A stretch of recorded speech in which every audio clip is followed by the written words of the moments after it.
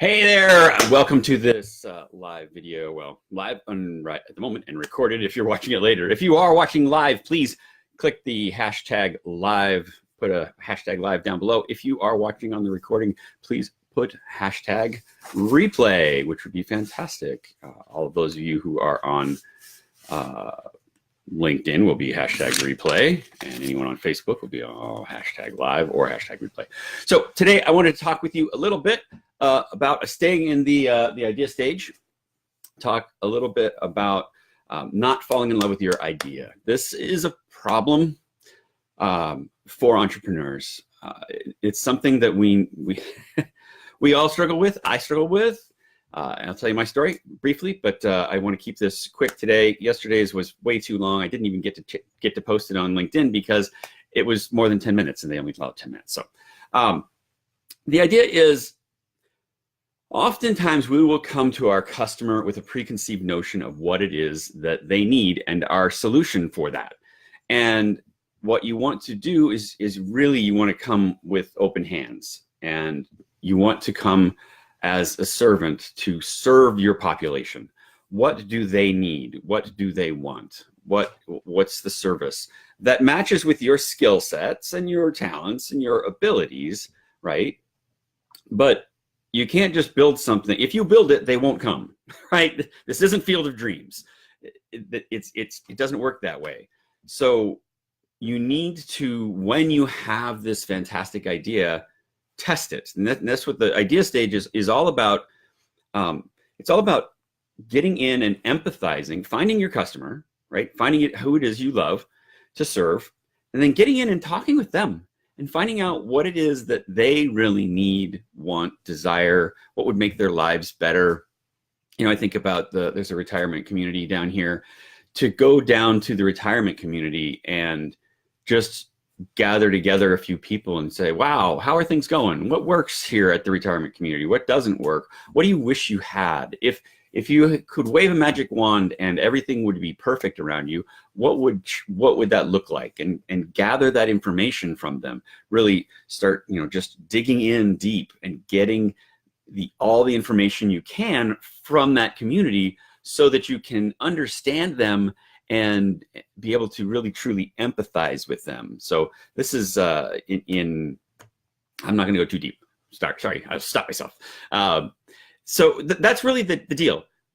Don't fall in love with your idea. You have to come to it willing to let go and willing to say, I had this great idea. And even after you've gone in and you've empathized, you've come up with, okay, this is the problem that you empathize. And that broadens out your view, right? Oh, these are all the things that they could do. And then you narrow, right? This is expanding the thinking. This is contracting. You narrow down to, this is the problem that we're going to solve. Talking with them and talking with, and knowing our skill set, this is the thing that we can solve the easiest. And then you go, these are all the options of how we can solve it. And this is the one we're going to test. And you take it to them and you test it, but hold it like a test. It is just a test. It is not the actual solution. You're a ways away from the actual solution that you're going to put into the growth stage. You're trying to ideate right now and come up with a good idea that then you can test in the startup stage and really dig down in and see if this is really going to solve the problem, if people really will pay for it, if it's actually designed correctly, appropriately, at least structured appropriately, and then you can launch into the growth stage where you actually build something. But you're a ways away when you're in this first idea stage. So hold your hands open. Your ideas are good, but they're not the only ideas. And so it takes a certain amount of entrepreneurialism takes a certain amount of some would say arrogance. I would say it's more like confidence and a certain amount of humility. So confidence and humility hand in hand will help you be a better entrepreneur. You can then hold your idea in open hands, hold it out to them, have them pick it apart, and be okay. It might be brutal.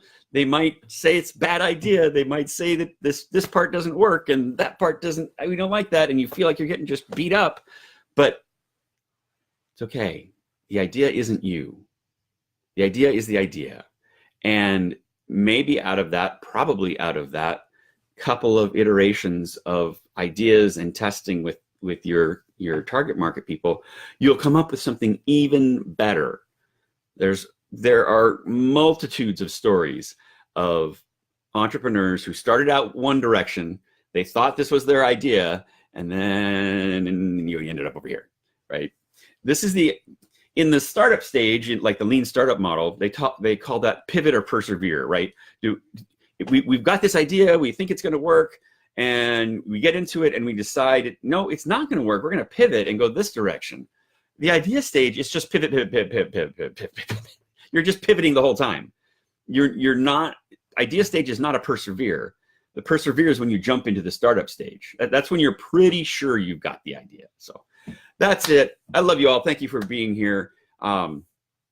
If you do these kinds of things, if you take this kind of approach, your customers will love you. They will thank you so much.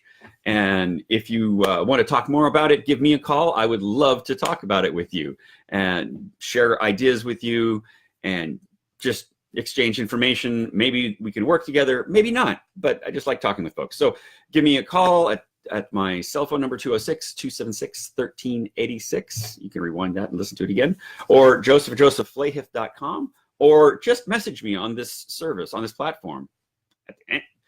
A multitude of ways to get a hold of me. Let's get out there and build the best product you can for your ideal customer. Thanks. I love you a lot. Talk to you soon. Bye-bye.